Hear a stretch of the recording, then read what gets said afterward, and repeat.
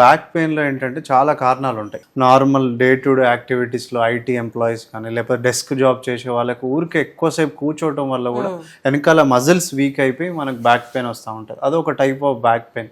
దాన్ని acute back pain అంటారు. అంటే కొన్ని రోజుల నుంచి ఉండటం, కొన్ని వారాల నుంచి ఉండటం. సో అలాంటి వాటికి మనం ఆపరేషన్ వరకు ఆలోచించాల్సిన అవసరం లేదు. సో ఈ లేజర్ లైట్ అనేది మనకి ఎటువంటి నొప్పి ఉండదు, లేకపోతే ఎటువంటి ఇబ్బంది కూడా ఉండదు.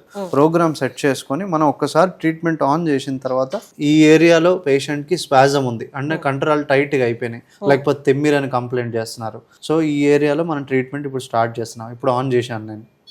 సో ఇలా స్లోగా చేసుకుంటూ వెళ్తాం అనమాట. సో ఆ చేస్తున్నప్పుడు లోపల మనకు యాక్షన్ అనేది జరుగుతుంది. మనకు టాబ్లెట్స్ వేసుకున్నా కూడా ఎక్కువ రోజులు వేసుకుంటే కిడ్నీ లివర్ మీద ప్రెషర్ పడటం ఇవన్నీ ఉంటాయి. సో ఇదేంటంటే ఎటువంటి సైడ్ ఎఫెక్ట్ లేకుండా మనకి ఓన్లీ యూస్ఫుల్ బెనిఫిట్స్ ఉన్నాయన్నమాట దీనివల్ల.